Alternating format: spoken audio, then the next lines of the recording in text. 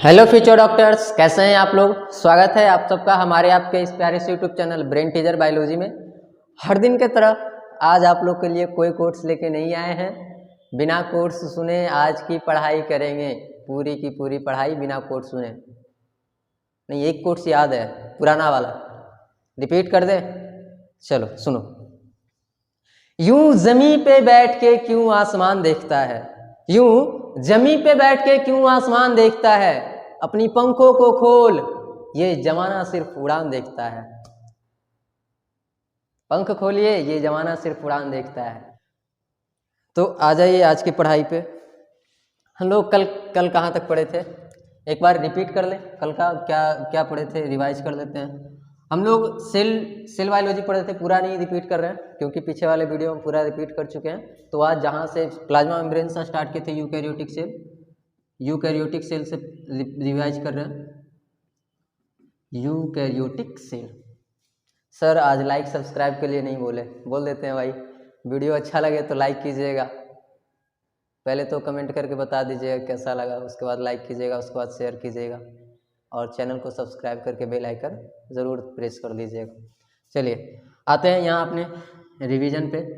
Eukaryotic cell पहला क्या है, हम लोग कहाँ पढ़े थे। यूकैरियोटिक सेल स्टार्ट किए थे। यूकैरियोटिक सेल में जितने भी मतलब यूकैरियोटिक सेल का जो स्ट्रक्चर है, उस स्ट्रक्चर के बारे में जान रहे थे। बाहर का जो कवरिंग था उसके बारे में, दो तरह से स्ट्रक्चर हम लोग डील करने वाले थे। बाहर का एक कवरिंग में कौन कौन था, प्लाज्मा मेम्ब्रेन, और उसके बाद इंटरनल ऑर्गन्स था। इंटरनल ऑर्गन्स मतलब कि सेल ऑर्गेनल्स। इसको भी दो तरीके से डील करने वाले थे, इंडो मेम्ब्रेन सिस्टम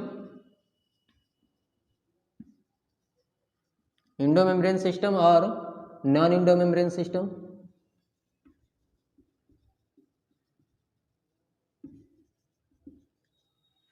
देखो हम लोग यूकैरियोटिक सेल को दो पार्ट में करके पढ़ रहे हैं। क्या क्या, एक तो बाहर का जो कवरिंग है, कवरिंग में एक प्लाज्मा मेम्ब्रेन है और एक सेल वॉल के बारे में पढ़ेंगे हम लोग। सेल वॉल के बारे में पढ़ेंगे। यही दोनों चीज़ जो है ये कवरिंग करता है। अगर एनिमल सेल हुआ तो सेल वॉल भी नहीं होता है, सिर्फ प्लाज्मा मेम्ब्रेन ही होता है। ठीक है। और दूसरा क्या है, एक कवरिंग है और एक सेल ऑर्गेनल्स है। सेल ऑर्गेनल्स मतलब सेल के अंदर जितने भी ऑर्गेनल्स पाए जाएंगे, सेल के अंदर जितने भी स्ट्रक्चर्स पाए जाएंगे वो सब क्या कहलाएंगे, सेल ऑर्गेनल्स कहलाएंगे। सेल ऑर्गेनल्स को भी दो कैटेगरी में हम लोग करके पढ़ने वाले थे, इंडो मेम्ब्रेन सिस्टम और non Indo membrane system. Indo membrane system किसको बोलते हैं, जिसका फंक्शन जो है, जिसका वर्क जो है एक दूसरे से कोऑर्डिनेटेड हो, एक दूसरे से रिलेटेड हो, तो उसको क्या बोलते हैं, इंडो मेम्ब्रेन सिस्टम। इसके अंदर 4 ऑर्गेनल्स थे। इंडो मेम्ब्रेन सिस्टम के अंदर 4 ऑर्गेनल्स थे। कौन कौन, इंडोप्लाज्मिक रेटिकुलम, वैक्यूल्स और क्या था, endoplasmic reticulum, vacuoles, Golgi apparatus, एक और कौन था, EGV, कौन था रे एक और, हाँ लाइसोजोम। ये चारों था इंडो मेम्ब्रेन सिस्टम के अंदर। और बाकी का जो, इन चारों को छोड़ के बाकी का जितना भी ऑर्गेनल्स पाया जाता है वो सब का सब किस में आएगा, नॉन इंडो मेम्ब्रेन सिस्टम में। और क्या बताए थे कि जो यूकैरियोटिक सेल होते हैं इसमें वेल डेवलप्ड न्यूक्लियस प्रेजेंट होते हैं, वेल डेवलप्ड न्यूक्लियस प्रेजेंट होता है इसमें। और क्या इसमें प्रेजेंट होता है, और इसमें प्रेजेंट होता है मेम्ब्रेन बाउंड ऑर्गेनल्स,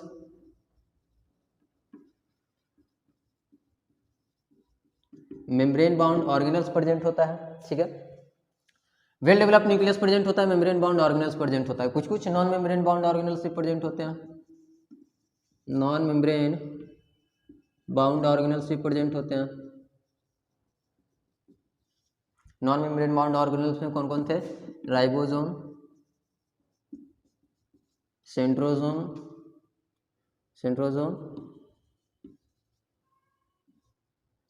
था या सेंट्रियोल्स था, हाँ वही सेंट्रियोल ही सेंट्रोजोम बनाता है, आगे पढ़ेंगे। राइबोसोम, सेंट्रोजोम और कुछ था क्या, नहीं, दो ही था।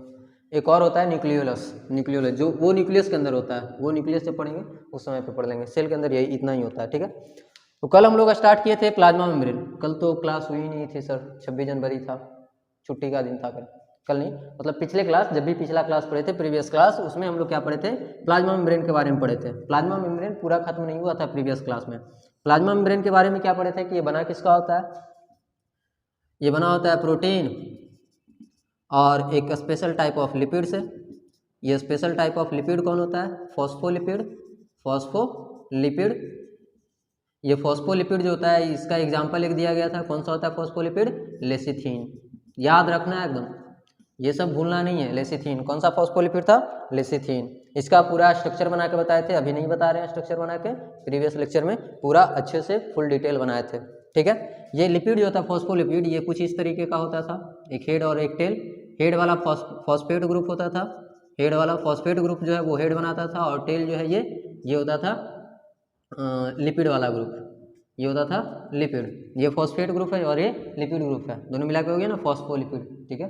ये ऊपर वाला जो होता था ये हाइड्रोफिलिक था, हाइड्रोफिलिक या फिर पोलर कह सकते हैं, पोलर, पोलर ही था ना ऊपर वाला, हाँ हाइड्रोफिलिक या पोलर। और नीचे वाला ये जो है ये लिपोफिलिक है, क्योंकि लिपिड है तो लिपोफिलिक होगा, लिपोफिलिक या नॉन पोलर। ये पूरा एकदम ध्यान रखना है, माइंड में एकदम माइंड मेकअप करके रखना है कि ये सब हो रहा है चीज़ें, ठीक है। प्रोटीन लिपिड दो चीज़ों से मिलकर बना है, और भी सारी चीज़ें होती है, जैसे कोलेस्ट्रॉल प्रेजेंट होता है, ग्लाइकोप्रोटीन प्रेजेंट होता है, ग्लाइकोलिपिड प्रेजेंट होता है। उन सब के बारे में सारा चीज़ अभी नहीं बता रहे, प्रीवियस लेक्चर में बताया गया है। आप चाहें तो प्रीवियस लेक्चर जाके देख सकते हैं, नीचे आपको प्लेलिस्ट वाला लिंक मिल जाएगा, प्लेलिस्ट में सारा वीडियो आपको मिल जाएगा, ठीक है। तो वहाँ जाके देख सकते हैं। तो वहाँ पे क्या क्या बताया गया है कि प्रोटीन भी प्रेजेंट होता है, लिपिड प्रेजेंट होता है, और भी इसके अलावा प्रेजेंट होता है, कोलेस्ट्रॉल प्रेजेंट होता है, बहुत कम अमाउंट में प्रेजेंट होता है बट प्रेजेंट होता है। कोलेस्ट्रॉल, ग्लाइकोप्रोटीन, ग्लाइकोलिपिड ये सब भी प्रेजेंट होता है, ठीक है।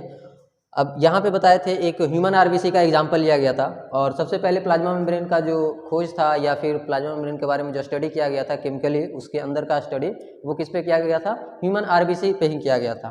ह्यूमन आरबीसी पे किस पे किया गया था, human RBC, human RBC plasma membrane पे, प्लाज्मा मेम्ब्रेन।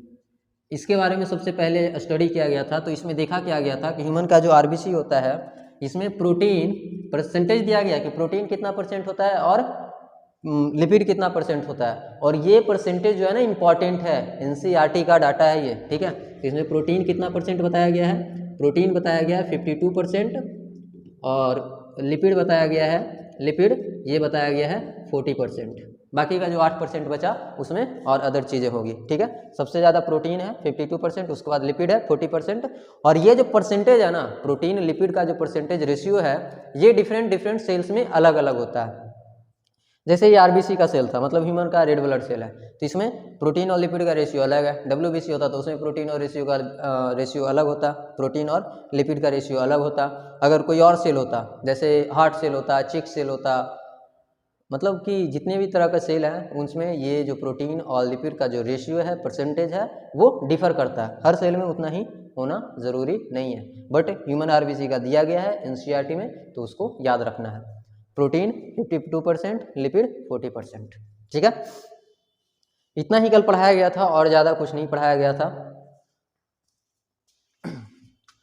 और क्या बताया, और ये एक चीज़ नहीं बताए थे कल कि ये जो मॉलिक्यूल है, ये जो फॉस्फोलिपिड का मॉलिक्यूल है, ये एम्फीपैथिक होता है। कैसा होता है, एम्फीपैथिक। वैसे जानना जो कोई ज़रूरी बात नहीं है, बट फिर भी जानकारी है हमको जब जानकारी है तो तुमको जानना ज़रूरी हो जाएगा, ठीक है। क्योंकि जितना नॉलेज हमारे पास है बांटना मेरा काम है। एम्फीपैथिक है ये। एम्फी का मतलब होता है, एम्फी का मतलब बोथ समझाए थे, एम्फी का मतलब दो, एम्फी का मतलब दो समझाए थे ना जब ये बैक्टीरिया बताए थे, बैक्टीरिया के पास फ्लैजिला, एम्फीट्राइकस, दोनों साइड अगर फ्लैजिला है तो एम्फीट्राइकस। तो एम्फी का मतलब क्या होता है, दो। तो यहाँ पे सर दो क्या है, यहाँ पे दो फ्लैजिला है क्या, दो टेल है क्या, नहीं दो टेल नहीं है। यहाँ पे क्या है कि दो तरह का इसके पास नेचर है, दो तरह का क्या है, नेचर है। एक कौन सा नेचर है, एक हाइड्रोफिलिक वाला नेचर है और एक लिपोफिलिक वाला नेचर है, और एक ही मॉलिक्यूल में, तो उसको क्या बोल देते हैं, एम्फीपैथिक मॉलिक्यूल। कहीं लिखा है क्या एम्फीपैथिक का मतलब क्या होता है, इसको नोट करोगे। एम्फीपैथिक, एम्फीपैथिक का मतलब क्या होता है, both nature of hydrophilic and lipophilic philic are present in same molecule. दिख रहा है ना उधर? ना दिख रहा है काजी? ना दिख रहा है? थोड़ा सा कट रहा है, कोई बात नहीं, नोट कर लीजिए। सुन रहे हैं ना, बोल रहे हैं, सुन के नोट कर लीजिए। सेम मॉलिक्यूल, एम्फीपैथिक मॉलिक्यूल बोलते हैं इसको, एम्फीपैथिक मॉलिक्यूल। तो ये एम्फीपैथिक मॉलिक्यूल है कौन? एम्फीपैथिक मॉलिक्यूल है कौन? फॉस्फोलिपिड। ऊपर दिख रहा है फॉस्फोलिपिड। फॉस्फोलिपिड जो है ये कैसा मॉलिक्यूल है? एम्फीपैथिक मॉलिक्यूल है। ऊपर दिख रहा है ना? दिख रहा है, कोई दिक्कत नहीं। फॉस्फोलिपिड जो है ये एम्फीपैथिक मॉलिक्यूल होता है, ठीक है। आज हम लोग को पढ़ना था दो चीज, आज हम लोग को पढ़ना था दो चीज हम लोग को आज पढ़ना था। ये तो पीछे का प्रीव्यू था। आज जो हम लोग को पढ़ना है वो पढ़ना है फ्लूइड मोजाइक मॉडल। मतलब ये जो प्लाज्मा मेम्ब्रेन है ना, इसके लिए एक मॉडल बनाया गया है। प्लाज्मा मेम्ब्रेन का एक मॉडल बनाया गया है जो सिंगर और निकोलसन ने बनाया है, उसको बोलते हैं फ्लूइड मोजाइक मॉडल। और आज पढ़ना है transport across the plasma membrane. पहले वही खत्म कर लेते हैं, transport across the plasma membrane, उसके बाद आएंगे फ्लूइड मोजाइक मॉडल पे, ठीक है। वो आज एक चीज एक्स्ट्रा था, एम्फीपैथिक मॉलिक्यूल, बाकी सब पीछे का कल का, ठीक है।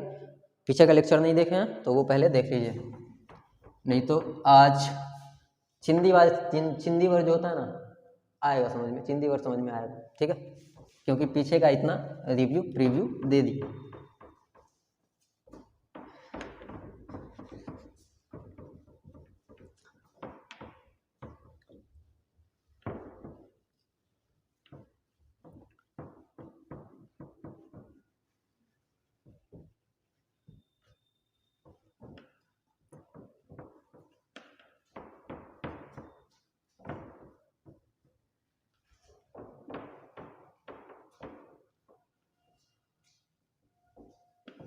तुझे कितना चाहने लगे। हाँ, क्या था? ट्रांसपोर्ट एक्रॉस का मीनिंग बताएगा भाई, डबल सी होगा, एक्रॉस जो भी है देख लेना meaning. Transport across plasma membrane.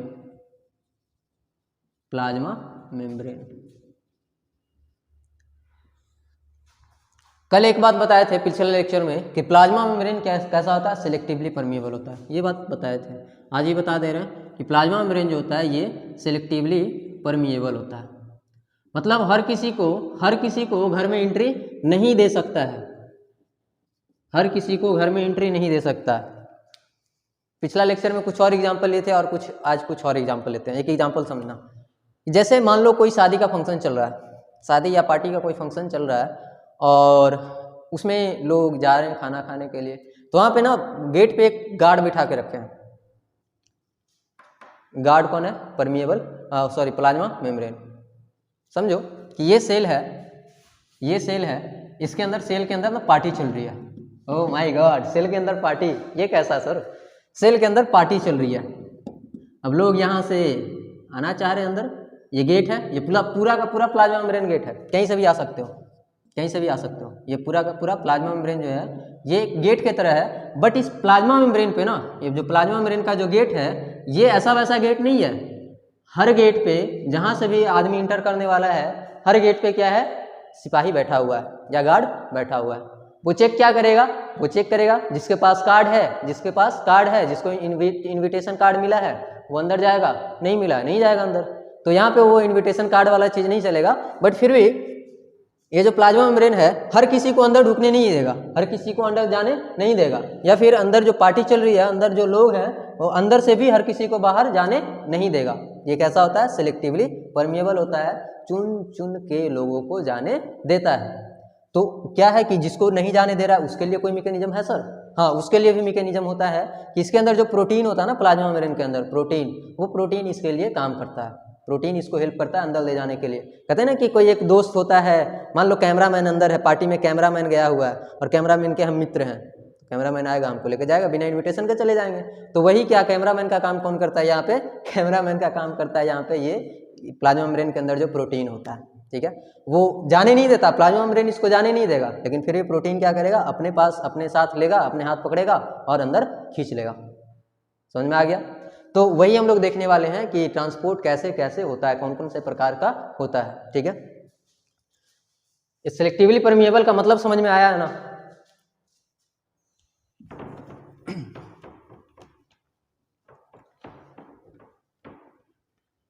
चलो आ जाओ देख लो। ट्रांसपोर्ट जो होता है, इसके बारे में कुछ लिखना था पहले? नहीं, कुछ नहीं लिखना था। वैसे प्लाज्मा मेम्ब्रेन का जो मोस्ट इंपॉर्टेंट काम है ना, मोस्ट इंपॉर्टेंट फंक्शन वही है, ट्रांसपोर्ट ही है। मोस्ट इंपॉर्टेंट फंक्शन लिख लेते हैं, most important function of plasma membrane. ठीक है, अब ट्रांसपोर्ट देख लो, 3 तरह का ट्रांसपोर्ट हम लोग को पढ़ना है, 3 नहीं 2, एक्चुअली 2 है। पैसिव ट्रांसपोर्ट, पैसिव ट्रांसपोर्ट और एक्टिव ट्रांसपोर्ट। एनसीईआरटी जो दिया है ना, मतलब कि ऐसा नहीं कि ऐसा लिखा है कि समझ में नहीं आएगा, बट मिक्स करके दिया है, चीज़ों को अलग अलग करके नहीं दिया है। वहाँ पे ये डिफाइन नहीं किया कि पैसिव ट्रांसपोर्ट के अंदर कौन आएगा और एक्टिव ट्रांसपोर्ट तो वो अकेला है, बट पैसिव ट्रांसपोर्ट के अंदर भी 3 तरह का ट्रांसपोर्ट होता है, बट एनसीईआरटी ने बताया नहीं कि पैसिव ट्रांसपोर्ट में कौन कौन आएगा। समझ लो, पैसिव ट्रांसपोर्ट उसको बोलेंगे ना, पैसिव ट्रांसपोर्ट। ओ कैमरा हिला, नहीं सर कोई दिक्कत नहीं है। पैसिव ट्रांसपोर्ट उसको बोलेंगे जिसमें एनर्जी का रिक्वायरमेंट नहीं हो, मतलब अंदर से बाहर जाने के लिए या बाहर से अंदर निकलने के लिए एनर्जी का कोई रिक्वायरमेंट नहीं हो, तो उसको क्या बोलेंगे? उसको बोलेंगे पैसिव ट्रांसपोर्ट। जैसे जिसके पास इन्विटेशन कार्ड है, जिसके पास इन्विटेशन कार्ड है वो तो आसानी से अंदर तक चले जाएंगे, कोई दिक्कत नहीं है। जिनके पास नहीं भी है, अगर उसका फ्रेंड कैमरा वाला है तो भी आसानी से चला जाएगा, कोई दिक्कत नहीं है। और मान लो कि जिसके पास इनविटेशन कार्ड नहीं है और वो पार्टी में कोई काम के वजह से आया है, मान लो डेकोरेशन वाला है, तो भी आसानी से चल जाएगा। समझ में आया? तो उसको बोलते हैं पैसिव ट्रांसपोर्ट, मतलब किसी भी प्रकार का एनर्जी का जरूरत नहीं पड़ेगा, मतलब गार्ड को पैसे वैसे देने नहीं पड़ेंगे, आसानी से अंदर तक चले जाएंगे। ठीक है, तो ये होता है पैसिव ट्रांसपोर्ट। पैसिव ट्रांसपोर्ट क्या होता है? No requirement of energy, no requirement of energy. यहाँ पे एनर्जी का कोई रिक्वायरमेंट नहीं होता। एनर्जी का मतलब एटीपी, हम लोग के बॉडी में कौन सा एनर्जी होता है? एटीपी का एनर्जी, एडिनोसाइन ट्राइफॉस्फेट। इसका फुल फॉर्म पता है क्या? Adenosine triphosphate. इसको बोलते हैं हमारे बॉडी का एनर्जी करेंसी। क्यों बोलते हैं ये पढ़ेंगे हम लोग जब रेस्पायरेशन पढ़ेंगे। ठीक है, जब रेस्पायरेशन पढ़ेंगे ना तो उस समय पे समझ में आएगा एटीपी को हम लोग क्यों बोलते हैं एनर्जी करेंसी। ठीक है, बस अभी ध्यान रखो कि हमारे बॉडी का एनर्जी करेंसी क्या होता है? एटीपी। चाहे कोई भी हो, हमारा हो, बैक्टीरिया हो, प्लांट हो, किसी का भी एनर्जी कौन होता है? एटीपी होता है। ठीक है, तो यहाँ पे पैसिव ट्रांसपोर्ट जब होता है, सेल के अंदर जब किसी चीज को जाना होता है, पैसिवली जाना होता है, तो वहाँ पे कोई रिक्वायरमेंट नहीं होता है एटीपी का। बट एक्टिव ट्रांसपोर्ट में एटीपी देना पड़ता है, मतलब घूस देना पड़ता है, गार्ड साहब को कुछ थमाना पड़ता है अंदर पार्टी में एंजॉय करने के लिए। ठीक है, तो यहाँ पे क्या लगेगा? एनर्जी लगने वाला है। Energy required for active transport. Energy required simple लिखते हैं, एक्टिव ट्रांसपोर्ट तो है एनर्जी रिक्वायर्ड, बस सिंपल। और क्या होता है यहाँ पे जो चीज़ें हैं, वो ज़्यादा से कम के तरफ जाता है। यहाँ पे चीज़ें जो है वो ज़्यादा से कम के तरफ जाता है। अब इसको नहीं समझा पाएंगे पार्टी को लेकर, हाँ इसको भी समझा लेंगे, रुको पार्टी का एग्जाम्पल लेके। उड़ी बाबा लाइन गया रे,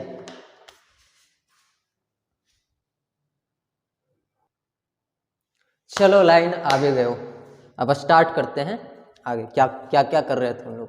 क्या कह रहे थे कि पैसिव ट्रांसपोर्ट जो होता है, पार्टी में विघ्न हुआ, बाधा हुई, हम लोग का पार्टी अच्छे से नहीं चल पा रहा है। ये लाइन वाले भैया को पता नहीं क्या क्या प्रॉब्लम हो रहा है आजकल। चलो आगे देखते हैं कि पैसिव ट्रांसपोर्ट जो है उसमें हम लोग को कोई एनर्जी का रिक्वायरमेंट नहीं होगा। और क्या कह रहा है कि पैसिव ट्रांसपोर्ट में चीज़ें जो है वो ज़्यादा से कम की तरफ जाएगी। कोई किसी भी चीज़ को अगर ट्रांसपोर्ट करना हो तो वो कहाँ से कम कहाँ तक जाएगा? ज़्यादा से कम की तरफ जाएगा। पैसिव ट्रांसपोर्ट में क्या होगा?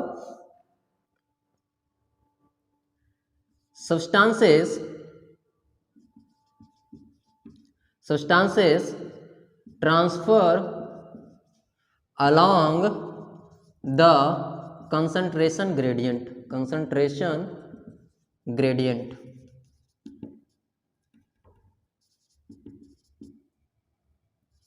शरीर का नया बला आ गया कंसंट्रेशन ग्रेडियंट, सही लिखे ना भाई, ग्रेडियंट देख लेना। Substances transfer along the concentration gradient, substance जो है वो कंसंट्रेशन ग्रेडियंट के एलोंग चलेगा, मतलब जैसा कंसंट्रेशन ग्रेडियंट होगा, अगर कम कंसंट्रेशन वाली चीज़ है, अगर मतलब कि कंसंट्रेशन ग्रेडियंट के एलोंग कहने का मतलब कि हमेशा देखते होगे कि ज़्यादा कंसंट्रेशन वाले में से चीज़ें हमेशा कम कंसंट्रेशन वाला में जाता है। जैसे एक एग्जांपल लेते हैं कि यहाँ पे सेंट छिड़को, यहाँ पे सेंट छिड़को, और वो सेंट का कंसंट्रेशन जब यहाँ पे छिड़के हैं तो सेंट यहाँ पे बहुत ज़्यादा महकेगा। अभी उस कंपेरिजन मान लो कि उस कोने में कोई खड़ा है, हम सेंट यहाँ छिड़के हैं तो अभी उसको सुगंध नहीं जाएगा। यहाँ पे जो लोग खड़ा है, यहाँ पे जो लोग खड़ा है उसको सुगंध ज़्यादा लगेगा। क्यों? क्योंकि सेंट का कंसंट्रेशन यहाँ पे ज़्यादा है, ठीक है, और वहाँ पे सेंट का कंसंट्रेशन कुछ भी नहीं है क्योंकि उसको सुगंध पता नहीं चल रहा। तो क्या होगा कि जब यहाँ से सेंट छिड़के हैं तो ये सेंट जो है यहाँ से मूव करके वहाँ तक चला जाएगा कंसंट्रेशन ग्रेडियंट के एलोंग, ज़्यादा से कम में। समझ में आ गया? कंसंट्रेशन ग्रेडियंट मतलब जहाँ पे चीज़ें ज़्यादा है ना, जो चीज़ जहाँ पे ज़्यादा है उसका कंसंट्रेशन वहाँ पे ज़्यादा है, और वो चीज़ हमेशा ज़्यादा में से कम में जाना चाहेगा, ठीक है। तो यहाँ पे क्या हो जाएगा कि कंसंट्रेशन ग्रेडियंट के एलोंग चलेगा यहाँ पे, मतलब कि हाई कंसंट्रेशन टू, ट्रांसफर कहाँ से होगा, high concentration to low concentration, low concentration. CONC का मतलब क्या है? कंसंट्रेशन। ध्यान देना, CONC का मतलब क्या है? कंसंट्रेशन, ठीक है। बट यहाँ पे ऐसा कुछ नहीं है, यहाँ पे उल्टा चलता है। एनर्जी इसीलिए देना पड़ता है क्योंकि यहाँ पे उल्टा चल रहा है। उल्टे पुल्टे काम करोगे भैया तो एनर्जी तो देना ही पड़ेगा, ठीक है। तो यहाँ पे क्या होता है, यहाँ पे उल्टा चलता है, ये against the concentration gradient, movement against the concentration gradient. यहाँ पे जो चीजें हैं वो कंसंट्रेशन ग्रेडियंट के अगेंस्ट जाएगा, मतलब खिलाफ हो जाएगा ना। भैया हमरा दने कम है, रहे द कम, लेकिन हम तो ज्यादा दने जेबे करबो, ज्यादा से कम में नहीं आएगा, कम से ज्यादा में जाएगा, ठीक है। इसीलिए इसको एनर्जी देना पड़ेगा। ला माल दे, पैसा दे तब कम से ज्यादा में जाओगे, ठीक है। तो यहाँ पे क्या हो जाएगा, low concentration to high concentration. ये सर कौन पगला होता होगा जो ऐसे करता है? इसका एग्जाम्पल है आपके पास?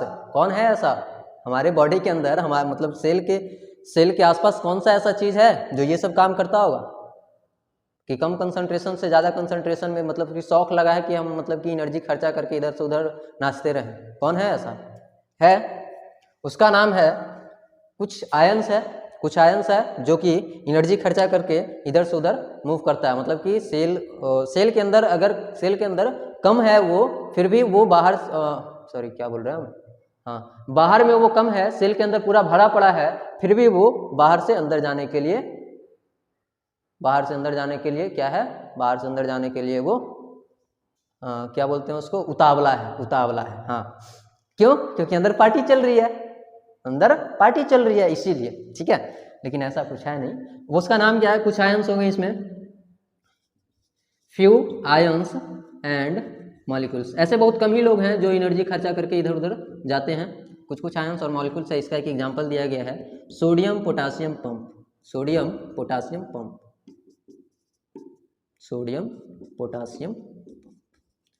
इसमें क्या होता है ना, सोडियम जो है ना, सोडियम इन करता है, पोटासियम आउट करता है। हाँ, 3 सोडियम, देखो सोडियम जो है, मान लो ये सेल है, कहाँ बनाए रे, इधर बनाते हैं। ये मान लो ये सेल है, सेल के अंदर सोडियम का संख्या, ये सोडियम का मॉलिक्यूल्स है, कितना है? 3 4 3 7 1 8। मान लो कि 8 मॉलिक्यूल है सोडियम का। बाहर में सोडियम का 6 मॉलिक्यूल है। बाहर में सोडियम का 6 ही मॉलिक्यूल है। ये किसका मॉलिक्यूल है? सोडियम आयन का मॉलिक्यूल है। मॉलिक्यूल नहीं होगा, सोडियम आयन है, मॉलिक्यूल नहीं, आयन। सोडियम आयन अंदर में कितना है? 8 आयन है। बाहर में कितना है? 6 ही आयन है। लेकिन फिर भी सोडियम बेवकूफ़ी करेगा क्या। अच्छा पोटासियम वाला भी देख लेते हैं, पोटासियम वाला भी देख लेते हैं। पोटासियम जो है, मान लो पोटासियम कहाँ है, पोटासियम अंदर में, पोटासियम, ये पोटासियम है, ये कौन है, बड़का बड़का पोटासियम भैया, ये पोटासियम आयन है। पोटासियम आयन का कितना मॉलिक्यूल, 2, 3 2 5 3 8, इसका भी अंदर में 8 मॉलिक्यूल है। बट इसका जो है बाहर में 8 नहीं, 7 ही, 6 ही रख लो इसका, इसका बाहर में 8 कर लो। इसका बाहर में पोटासियम आयन का कितना मॉलिक्यूल है, 8 मॉलिक्यूल है, और अंदर में 6 ही मॉलिक्यूल है। क्या बेवकूफ़ी है, बेवकूफ़ी नहीं, मतलब कि ऐसा होना ज़रूरी होता है, एक समझाने के बेसिस पे कह रहे हैं कि ये सोडियम पोटासियम इतना ना पगला हो गया है, पागल हो गया है कि एनर्जी दे के, देखो यहाँ तो कम है सोडियम, सॉरी यहाँ सोडियम कितना है, 8 है, 6 है, और यहाँ सोडियम कितना है, 8 है। तो क्या करेगा कि यहाँ से यहाँ तक जाना नहीं है, मतलब कि यहाँ पे ऑलरेडी सोडियम ज़्यादा है, लेकिन फिर भी यहाँ से सोडियम एनर्जी देके अंदर जाएगा। क्यों, क्योंकि सेल को उसका रिक्वायरमेंट होता है। बट ये प्लाज्मा मेम्ब्रेन भैया जो है कहते हैं कि हम आयन के न घुसे देंगे, आयन के अंदर जा ही नहीं देंगे। तो क्या करता है, उसके लिए लेता है घुस, देता है फीस, क्या एटीपी का, एनर्जी का फीस देके सोडियम अंदर घुसता है। ठीक है, तो यहाँ पे क्या है, हाई कंसंट्रेशन है, यहाँ पे लो कंसंट्रेशन है, यहाँ पे 8 आयंस था, यहाँ पे 6 आयंस है। तो यहाँ पे हाई कंसंट्रेशन, यहाँ पे लो, तो लो से कहाँ जा रहा है, हाई में जा रहा है। तो यहाँ से यहाँ तक, यहाँ से यहाँ 3 सोडियम इन करता है। कितना सोडियम आयन, 3 सोडियम आयन इन करता है, और 2 पोटासियम आयन इसके बदले में आउट करता है, 2 पोटासियम आयन बाहर निकलता है। ऐसा पढ़ना है, ये सोडियम पोटासियम पंप जो है ये पढ़ना है हम लोग को। कहाँ पढ़ेंगे, ये कहाँ पढ़ेंगे रे, पढ़ेंगे ब्लड सर्कुलेशन में, body fluid and blood circulation में, मे बी, हाँ वहीं पे पढ़ेंगे, body fluid and blood circulation में सोडियम पोटासियम पंप पढ़ेंगे, या आप पढ़ेंगे केमिकल कोऑर्डिनेशन में, केमिकल कोऑर्डिनेशन लास्ट चैप्टर जो है वहाँ पे पढ़ेंगे। ठीक है, तो कहीं ना कहीं ये पढ़ना है, ऐसा नहीं सोचना कि ये पढ़ना ही नहीं है, ऐसा बेवकूफ़ी चीज़ होता ही नहीं हमारे बॉडी में, होता है रे बाबा, होता है, और इसका बहुत ही ज़्यादा रिक्वायरमेंट होता है हमारे बॉडी को। नहीं तो हमारे बॉडी में एनर्जी का रिक्वायरमेंट यही सब में तो होता है, नहीं तो हमारे बॉडी को एनर्जी क्यों चाहिए, यही सब करने के लिए तो चाहिए होता है। ठीक है, इसीलिए तो हमारी बॉडी एनर्जी प्रोड्यूस करता है। ठीक है, लेकिन यहाँ पे ऐसा कुछ होता नहीं, यहाँ पे कहाँ से कहाँ जाता है, सीधा आसमान से गिरे खजूर में अटके वाला काम है, हाई से जा रहे हैं कहाँ, लो में। ठीक है, अब क्या होता है, ये पैसिव ट्रांसपोर्ट जो होता है, पैसिव ट्रांसपोर्ट के बारे में इतना ही जानना था कि हाई से लो जाता है, यहाँ पे एनर्जी का कोई रिक्वायरमेंट नहीं होता है, और एक्टिव ट्रांसपोर्ट में एनर्जी का रिक्वायरमेंट होता है, और ये मूवमेंट जो होता है कहाँ से होता है, लो टू हाई कंसंट्रेशन होता है। इतना एकदम मक्खन क्लियर है, क्रिस्टल क्लियर है, इतना क्लिस्टर क्लियर होना चाहिए। नहीं हुआ तो कमेंट करके बताओगे, तो नहीं भाई रहने दे। देखो अब पैसिव ट्रांसपोर्ट जो है ये भी 3 टाइप का होता है। एक्टिव ट्रांसपोर्ट के बारे में अपने को उतना जानना नहीं है, एक्टिव ट्रांसपोर्ट के बारे में उतना नहीं जानना है, बट पैसिव ट्रांसपोर्ट को 3 टाइप का होता है। ये पैसिव ट्रांसपोर्ट और एनसीईआरटी तीनों टाइप बताया है, बट ये स्पेसिफाई नहीं किया गया कि तीनों का तीनों पैसिव ट्रांसपोर्ट है। लेकिन हाँ इतना जरूर बताया था कि पैसिव ट्रांसपोर्ट में एनर्जी का कोई रिक्वायरमेंट नहीं होता है, और जो तीनों टाइप बताया है वो तीनों टाइप में भी एनर्जी का कोई रिक्वायरमेंट नहीं था। इसीलिए हम कह सकते हैं कि तीनों का तीनों जो टाइप है वो पैसिव ट्रांसपोर्ट का टाइप है। ठीक है, कौन कौन है, नाम लिख लें तीनों का, या इसको नोट करते हो, अलग से पैसिव ट्रांसपोर्ट बनाएं, इसको नोट करो, अलग से पैसिव ट्रांसपोर्ट बनाते हैं। ठीक है, नोट करो जल्दी से।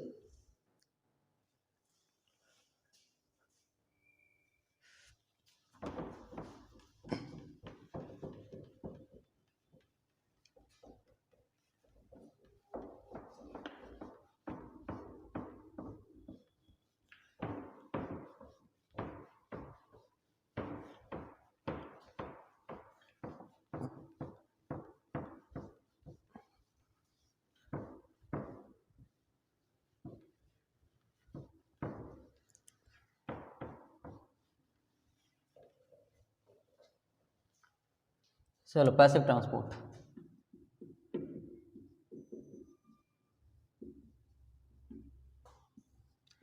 तीन तरह का कौन कौन सा है, देखो पहला सिंपल डिफ्यूजन, फैसिलिटेटेड डिफ्यूजन,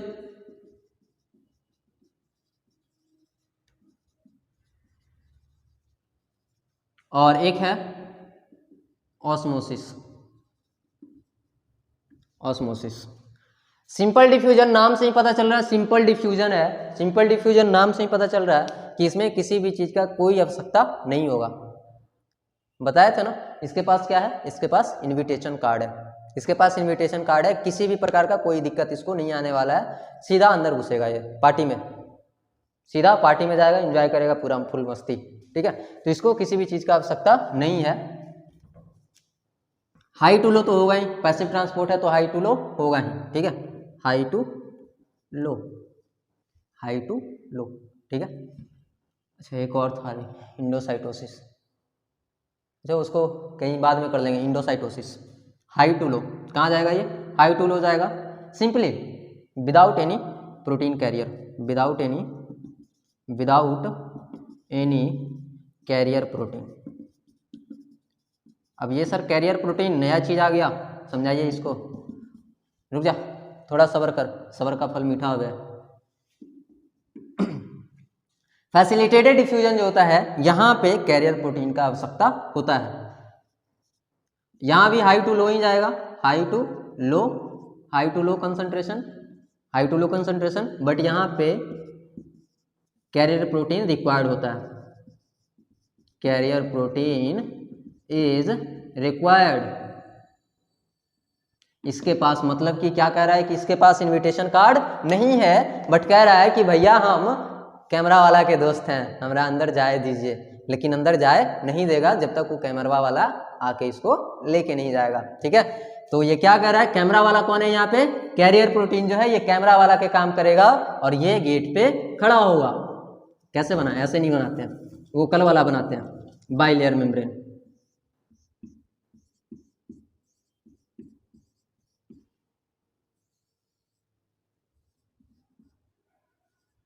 इतना ही बनाते हैं, ज़्यादा नहीं।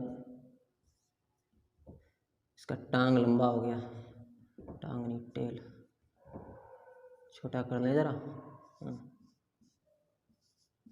ले और आगे बना दे, क्या अच्छा नहीं लग रहा आगे।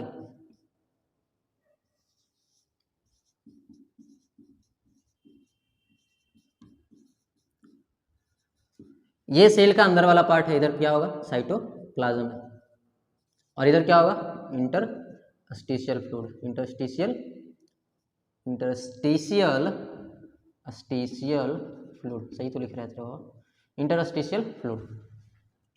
तो बाहर कोई व्यक्ति है, बाहर कोई सब्सटेंस है, बाहर कोई मॉलिक्यूल है जिसको अंदर जाना है, बट उसके पास इनविटेशन कार्ड नहीं है। वो कौन से मॉलिक्यूल होते हैं जिसके पास इनविटेशन कार्ड नहीं होता है, वो होते हैं पोलर मॉलिक्यूल। वो कौन होते हैं, पोलर मॉलिक्यूल,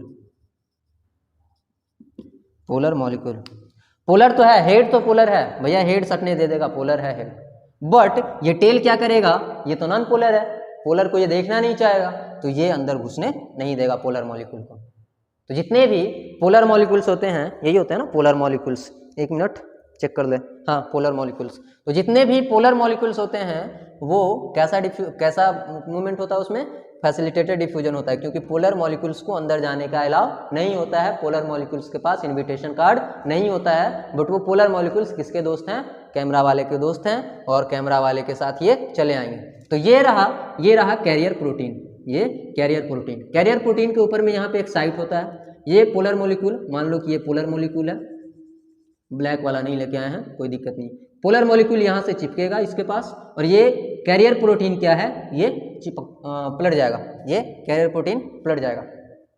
तो यहाँ पे ये पोलर मॉलिक्यूल चिपका, यहाँ पे कैमरा वाला का हाथ पकड़ा, कैमरा वाला अंदर ही था, मतलब अंदर क्या मतलब कि वही गार्ड के पास, कैमरा वाला का हाथ पकड़ा और कैमरा वाला हाथ ऐसे कर दिया, चलाया अंदर पोलर मॉलिक्यूल, ठीक है। तो यहाँ पे कैरियर प्रोटीन की आवश्यकता होती है फैसिलिटेटेड डिफ्यूजन में, ठीक है। वो कैरियर प्रोटीन अलग अलग टाइप का हो सकता है, कैरियर प्रोटीन चैनल प्रोटीन भी होता है, कुछ चैनल प्रोटीन जो अपने अंदर दरवाजा खोल के रखता है, ये इस तरह का दरवाजा खोल के रखता है, इस तरीके का, ठीक है, कि यहाँ से तुम भैया घुसो तुम्हारा ये सब से कोनो लेना देना नहीं है, तुम यहाँ से घुसो और सीधा अंदर पार्टी में इंटर करो, ठीक है। तो ये चैनल प्रोटीन भी हो सकता है, कैरियर प्रोटीन भी हो सकता है, जो अपने रिसेप्टर्स पे मतलब कि अपने पास बाइंड करता है और वो फ्लिप कर जाता है, ठीक है। तो इस तरह का प्रोटीन होता है और इस तरह के मूवमेंट को क्या बोलते हैं, फैसिलिटेटेड डिफ्यूजन। और ये मूवमेंट होगा कैसे होगा, तो हाई टू लो ही, क्योंकि यहाँ पे कोई एनर्जी का रिक्वायरमेंट नहीं है, कोई एनर्जी का रिक्वायरमेंट यहाँ पे नहीं है। लेकिन फिर भी हाँ, ये जो फैसिलिटेटेड डिफ्यूजन है वो धीरे धीरे स्लो हो जाता है, वो धीरे धीरे स्लो हो जाता है, या फिर कहो तो ये मतलब कि ज़्यादा फास्ट नहीं हो पाएगा। क्यों? क्योंकि यहाँ पे कैरियर प्रोटीन की आवश्यकता होती है, और कभी कभी कैरियर प्रोटीन जो होते हैं वो कैरियर प्रोटीन क्या होते हैं, थक जाते हैं, या फिर कैरियर प्रोटीन फुल होने की वजह से, कैरियर प्रोटीन कम होने की वजह से ये फैसिलिटेटेड डिफ्यूजन जो होता है वो थोड़ा स्लो होता है as compare to simple diffusion. Simple diffusion में तो कुछ चाहिए ही नहीं, मतलब कि आए जा रहे हैं, इन्विटेशन कार्ड दिखा रहे हैं, अंदर तक इंटर कर रहे हैं, ठीक है। अब आते हैं ऑस्मोसिस पे। ऑस्मोसिस क्या होता है भैया, ये भी कोई मतलब कि बहुत बड़ा तूप चीज़ नहीं है। ऑस्मोसिस तुम लोग केमिस्ट्री में पढ़े होगे, नहीं पढ़े तो सुनो। ऑस्मोसिस क्या होता है, movement of water, simple movement of water, खत्म, फ्रॉम इट्स हाई कंसंट्रेशन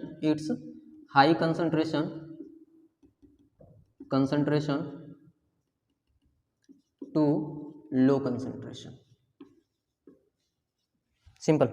इसमें किसका मूवमेंट होगा, वाटर का मूवमेंट होगा। इधर वाटर का कुछ जिक्र नहीं किया गया है, इधर अदर सब्सटेंसेस हो सकते हैं, बट उसमें ऑस्मोसिस में किसका मूवमेंट होता है, वाटर का मूवमेंट होता है, high concentration to low concentration, ठीक है। इसमें किसका मूवमेंट होता है, वाटर का मूवमेंट होता है, high concentration to low concentration. ऐसे ऑस्मोसिस को समझाने के लिए हमेशा एक एग्जाम्पल लिया जाता है, वो एग्जाम्पल समझिएगा कि मान लीजिए ये एक बोतल है, इस बोतल में 1 लीटर पानी है, इस बोतल में कितना पानी है, 1 लीटर पानी है, 1 लीटर पानी है। और ये भी एक बोतल है, ये भी एक बोतल है, इसमें भी 1 लीटर पानी है। सर ये बड़का को बनाए हैं, इसमें कैसे 1 लीटर पानी होगा, इसमें ज़्यादा पानी होगा, नहीं 1 ही लीटर पानी है, हम 1 ही लीटर का बात कर रहे हैं, ठीक है। 1 लीटर पानी यहाँ भी है, या बड़का बनाए हैं तो 2 लीटर रख लेते हैं, 2 लीटर रख लेते हैं, ये कहा 1 ही लीटर रखें, 2 लीटर रख लेते हैं, चल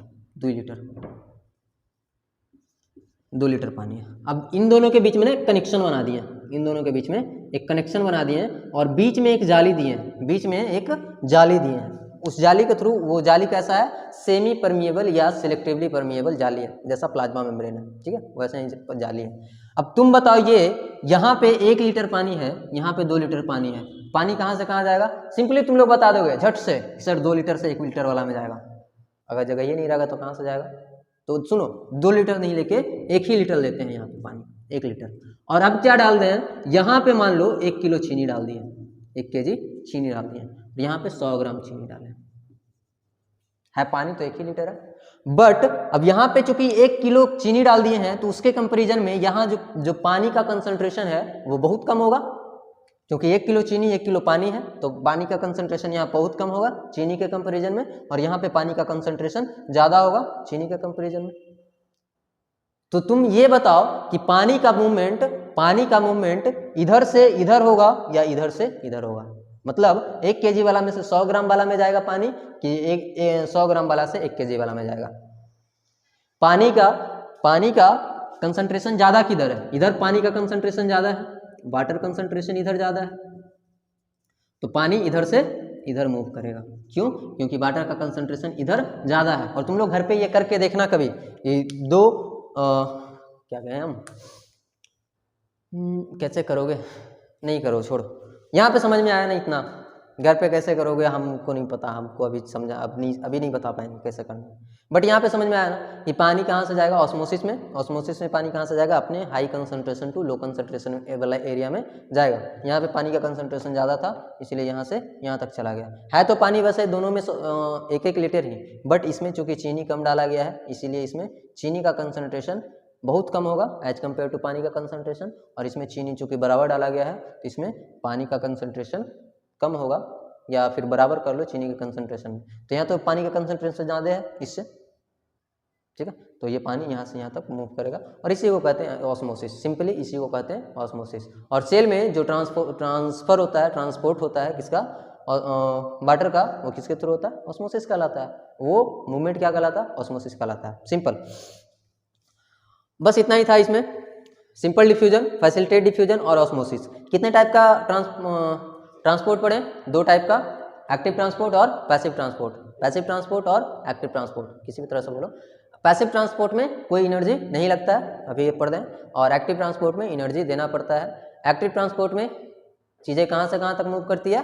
कम कंसंट्रेशन से ज़्यादा कंसंट्रेशन में, मतलब against the gradient, against the concentration gradient move करती है।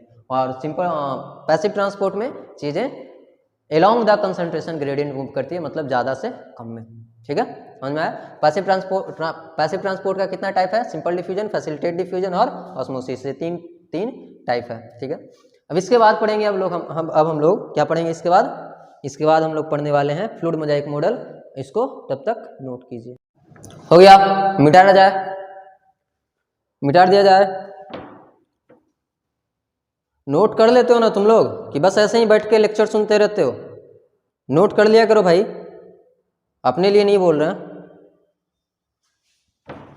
तुम ही लोग के लिए बोल रहे हैं नोट करने के लिए।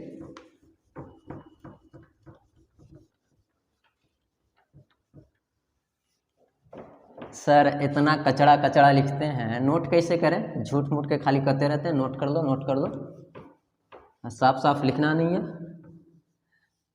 अरे बउआ समझ में आता है ना, साफ लिखना मेरा ज़रूरी है। समझ में आ जाता है तो नोट्स खुद से बनता है, छापने की ज़रूरत नहीं पड़ती है। ठीक है, बस इतना ही कहना चाहते हैं। अब वैसे लिखते हैं तो क्या करें, मेरी गलती है, थोड़ा सा मानते हैं कि हमारी गलती है कि खचपच करके लिखते हैं, बट तुम लोग भी समझो यार, जब समझ में आ ही जाता है तो देख के छापना क्या है? खुद से नोट करो, खुद से अपना नोट बनाओ अपने तरीके से, क्योंकि अपना तरीका से बनाया गया नोट समझ में ज़्यादा आता है एज कम्पेयर टू हम नोट अगर बनवा दें। समझ में आया ना? हम लोग को पढ़ना है fluid Mosaic model. Fluid Mosaic model of the plasma membrane, plasma membrane. सबसे पहले ये जान लेते हैं कि ये मोजाइक मॉडल जो है ये दिया किसने था? Given by fluid Mosaic model किसके द्वारा दिया गया था? Singer and Nicholson. Nicholson sir, ये सिंगर था? नहीं रे, उसका नाम सिंगर है। वैसे सिंगर नाम नहीं है, पूरा नाम उसका कुछ और है, जेके सिंगर करके ऐसा कुछ था, अब भूल रहे हैं। वैसे सिंगर एंड निकोल्सन बोलते हैं इनको। ठीक है, दो साइंटिस्ट हैं, सिंगर एंड निकोल्सन। इन्होंने दिया था 1972 में ये फ्लूइड मोजाइक मॉडल, सिंगर और निकोल्सन ने मिलकर दिया था 1972 में। इस मॉडल के थ्रू इनका कहना क्या था? इस मॉडल के थ्रू बस इनका यही कहना था, इस मॉडल के थ्रू बस इनका यही कहना था कि जो प्रोटीन्स है ना, प्रोटीन एक आइसबर्ग के तरह है। किसके तरह है? आइसबर्ग के तरह है, मतलब कि आइस के टुकड़े के तरह है, और वो आइसबर्ग लिपिड के सागर में तैर रहा है। वो आइसबर्ग क्या है? लिपिड के सागर में तैर रहा है, मतलब कि सागर जो होता है ना कि समझो जो बर्फ वाला जो सागर होता है ना, समुद्र, कि जिसके ऊपर बर्फ तैरते रहता है, तो वही समझो कि बर्फ जो तैर रहा है ना, बर्फ जो तैर रहा है वो क्या है? प्रोटीन है, और जो सागर जिसमें तैर रहा है, जो पानी है, वो लिपिड है। इनका कहना ऐसा ही था कि जो आइसबर्ग है, प्रोटीन का आइसबर्ग पूरे लिपिड के सी में तैर रहा है, फ्लोट कर रहा है। इसके लिए क्या लिखा गया है? वो ऐसे वो जो डिफिनीशन अभी बताएं वो 9th क्लास में दिया होता है, 11th में कुछ और डिफिनीशन है, बस उसी को थोड़ा सा मॉडिफाई किया। A mosaic of protein are bobbing और floating in lipid membrane. A mosaic of fluid, या इसको mosaic of fluid, sorry protein बोल रहे ना, अ मोजाइक ऑफ प्रोटीन, इसी को क्या लिखा गया है? Iceberg of protein, 9th class में लिखा गया था ऐसा। अ मोजाइक ऑफ प्रोटीन फ्लोटिंग, और इसी के लिए एक और वर्ड लिखा गया है bobbing in lipid plasma membrane, lipid plasma membrane.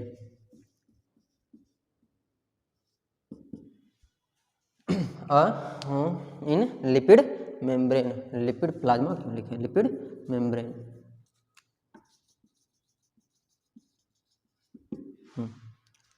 इसके बाद क्या है?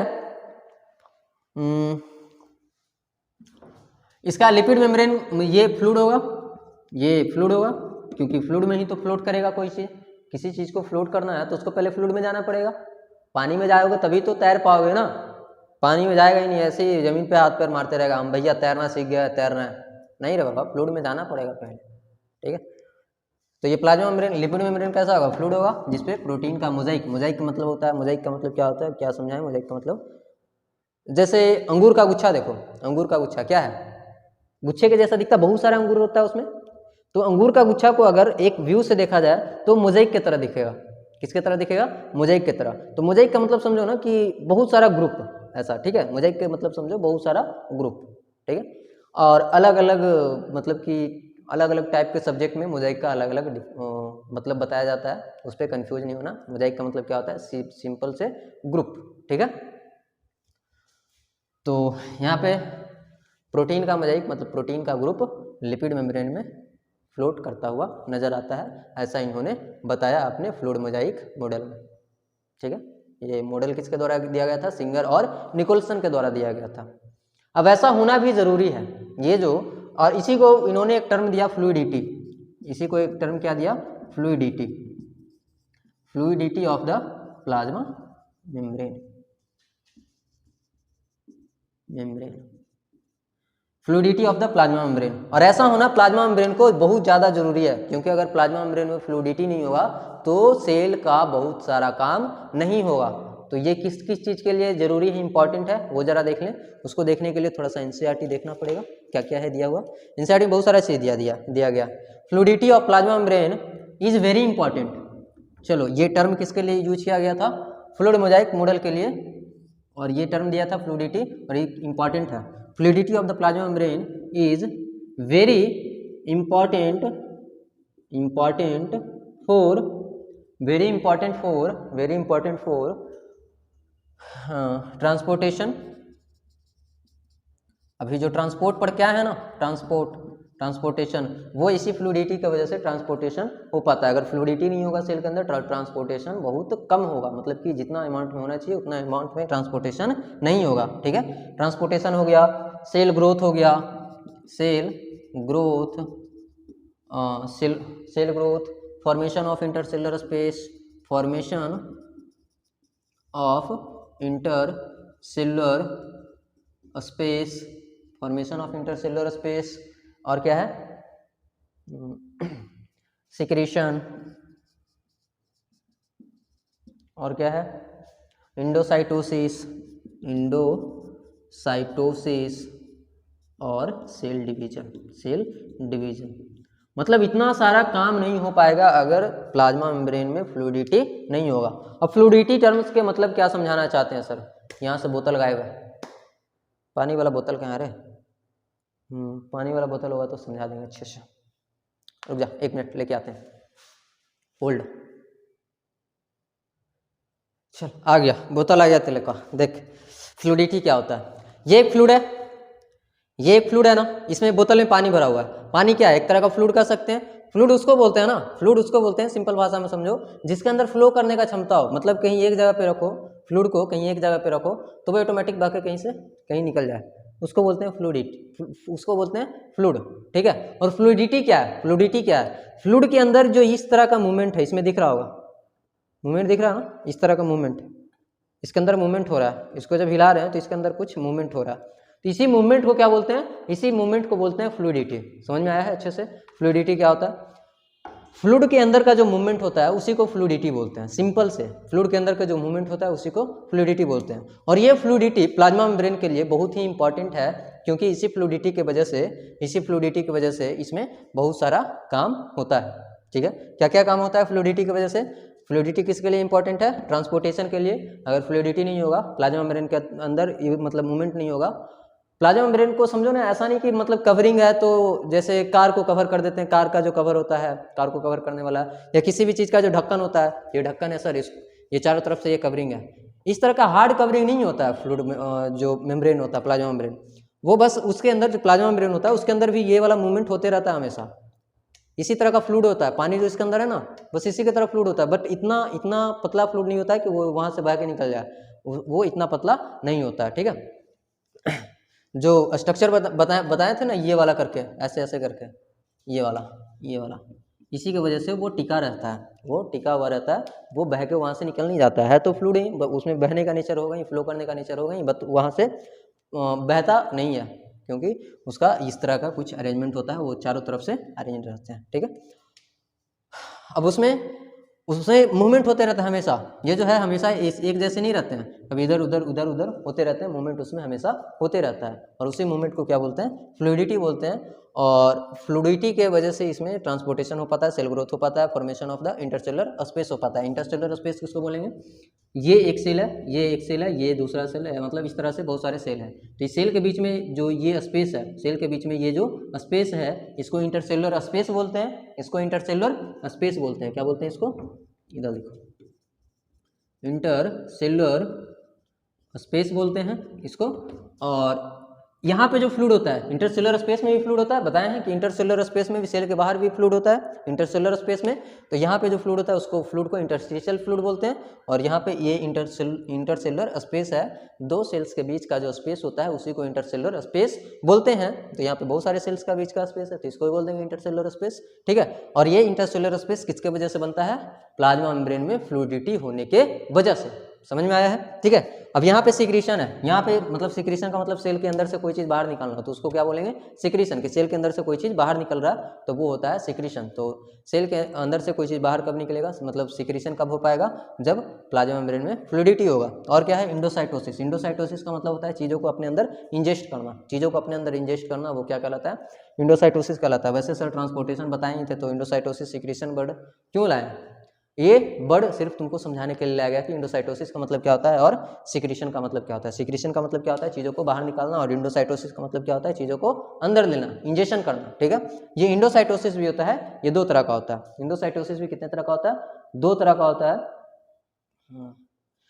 पहले इंडोसाइटोसिस का मतलब समझो, इंजेक्शन ऑफ सब्सटेंसेस। इंडोसाइटोसिस दो तरह का होता है, एक होता है पिनोसाइटोसिस और एक होता है फैगोसाइटोसिस। पिनोसाइटोसिस और एक होता है फैगोसाइटोसिस। फैगोसाइटोसिस वर्ड सुनने के लिए आएगा, फिर कभी आएगा, मिलेगा, टेंशन नहीं लेना। तो इसका मतलब क्या होता है, सेल अपने अंदर किसी चीज़ को अगर इंगल्फ कर ले, इंजेस्ट कर ले, सेल के अंदर कोई चीज़ अगर चला जाए तो उसको क्या बोलते हैं, उसको बोलते हैं इंडोसाइटोसिस। वैसे चला जाए, अपने आप नहीं चला जाएगा, सेल उसको इंगल्फ करेगा, सेल उसको इंगल्फ करेगा, सेल अपने अंदर उसको लेगा, ठीक है, तो उसको बोलेंगे इंडोसाइटोसिस। और ये दो तरह का होता है, पिनोसाइटोसिस और फैगोसाइटोसिस। ये फैगोसाइटोसिस है, PHA। पिनोसाइटोसिस में क्या होता है, लिक्विड पार्ट को इंजेस्ट किया जाता है, लिक्विड सब्सटेंस इंजेस्टेड। यहाँ पे लिक्विड सब्सटेंस को इंजेस्ट किया जाता है और यहाँ पे सॉलिड सब्सटेंस को इंजेस्ट किया जाता है, सॉलिड सब्सटेंस इंजेस्टेड। अब इतना में कोई कंफ्यूजन है किसी को, बस यही था फ्लूइड मोजाइक मॉडल।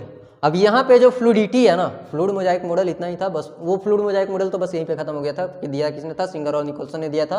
और फ्लूइड मोजाइक मॉडल का जो ये स्टेटमेंट है, Mosaic protein floating in lipid membrane, इतना ही था बस फ्लूइड मोजाइक मॉडल। अब इसमें फ्लूइड मोजाइक मॉडल में ये जो टर्म आया था फ्लूइडिटी, इसी का टर्म है फ्लूइड मोजाइक मॉडल का ही, कि इसमें मोजाइक प्रोटीन तैरते रहता है लिपिड मेम्ब्रेन में, उसी को फ्लूइडिटी बोलते हैं। और इस फ्लूइडिटी को, उस फ्लूइडिटी मूवमेंट को अफेक्ट करने वाली दो चीज़ों के बारे में बताया गया है। इस मॉडल में दो चीज़ों के बारे में बताया गया है जो फ्लूइडिटी को अफेक्ट करेगा, मतलब movement of the plasma membrane को अफेक्ट करेगा। वो दो चीज़ें क्या है, उस पर गौर करते हैं।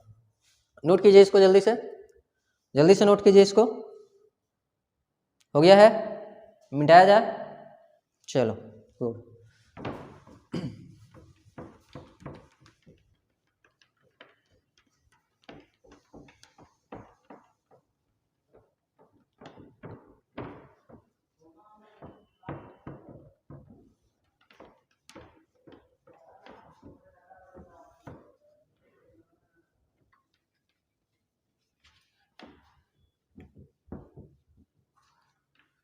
सुनो वो फैक्टर क्या है, फैक्टर्स अफेक्टिंग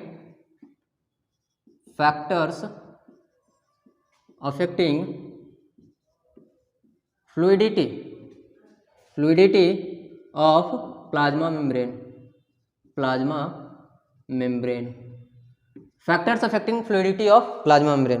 प्लाज्मा मेम्ब्रेन को की फ्लूइडिटी को कौन कौन सा फैक्टर जो है वो अफेक्ट कर सकता है। पहला फैक्टर है types of hydrocarbon in the tail. पहला फैक्टर क्या है?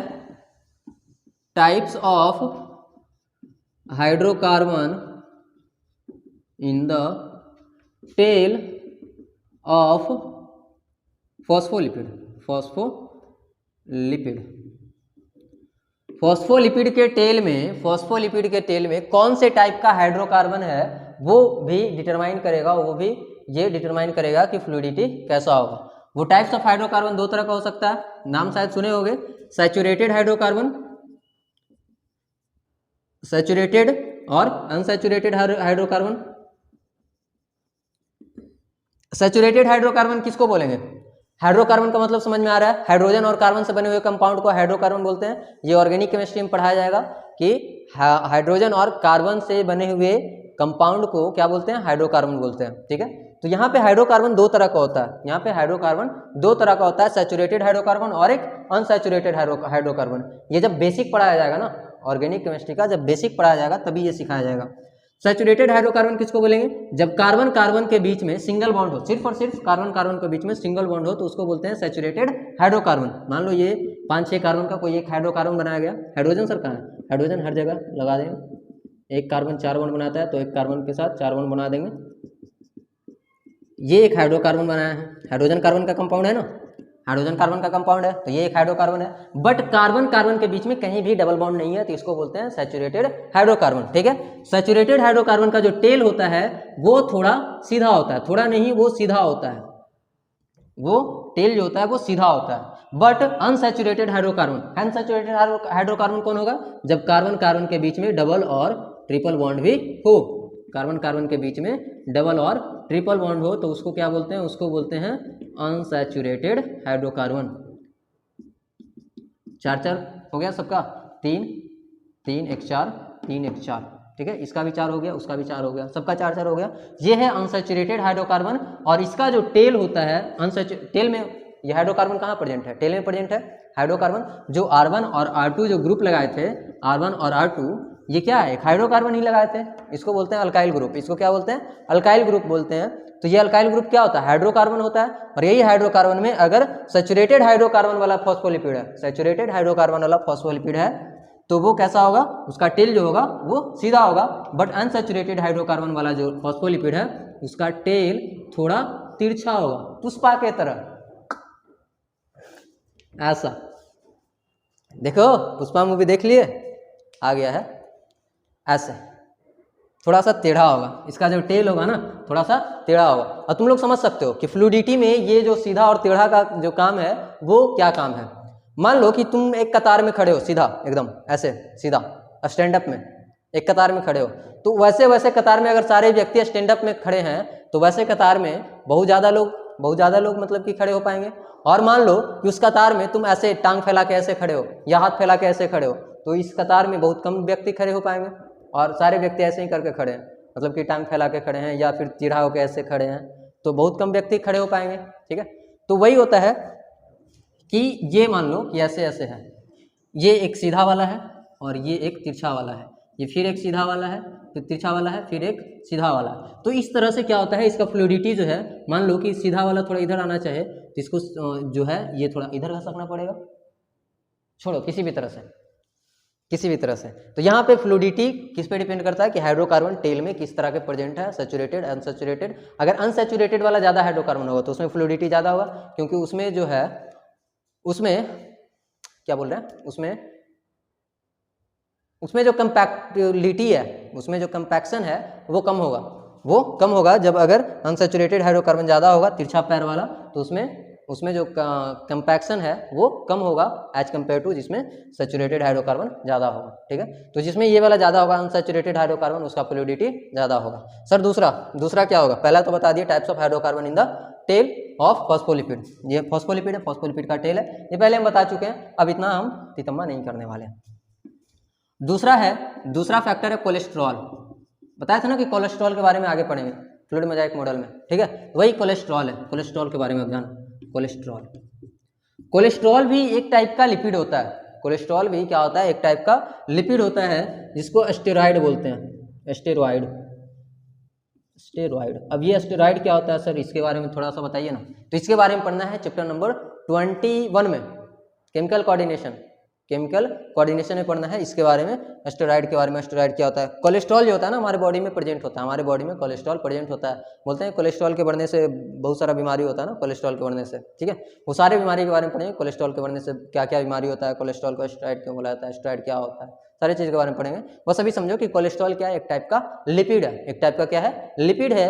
जो लिपिड को समझो ना घी के तरह, मजा आएगा, घी के तरह समझो, खाने में मजा आएगा, सुनने में मजा आएगा।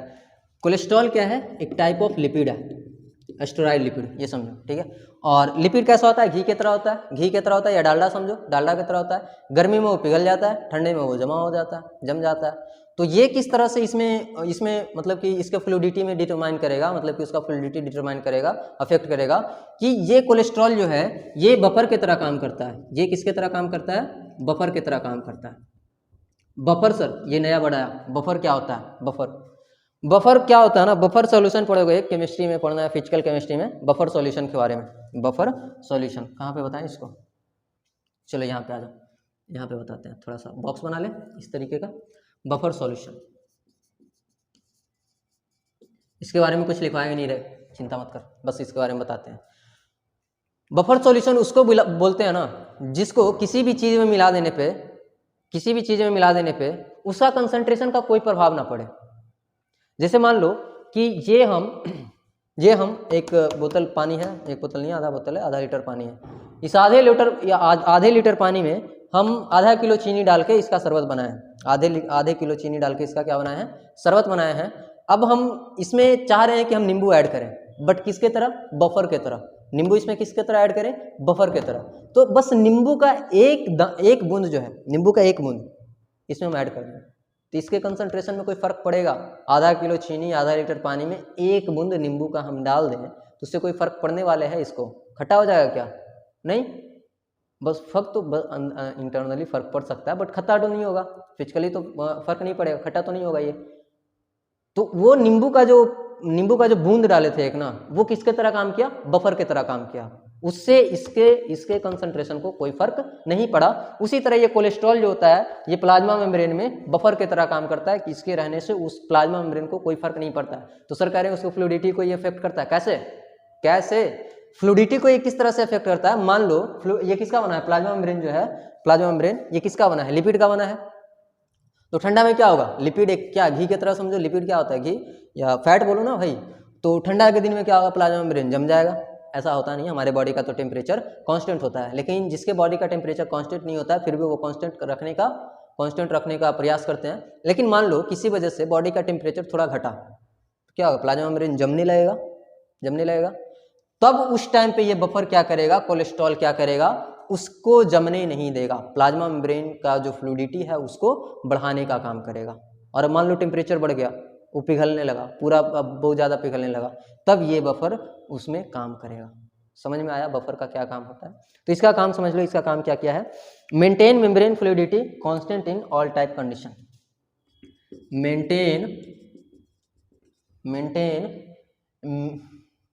maintaining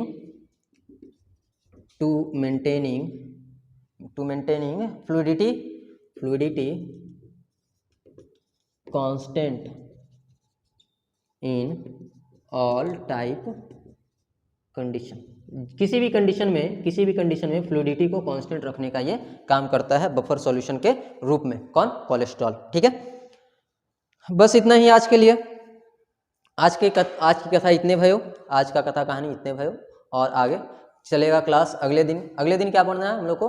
हाँ, कवरिंग में क्या हो गया, कवरिंग पढ़ देते ना, सेल कवरिंग में प्लाज्मा मेम्ब्रेन हो गया। अगले दिन चलेगा सेल वॉल पढ़ाएंगे, अगले दिन सेल वॉल, और हो सके तो इंडो मेम्ब्रेन सिस्टम का कोई एक आगो जो ऑर्गेनल है वो खत्म हो जाएगा कल।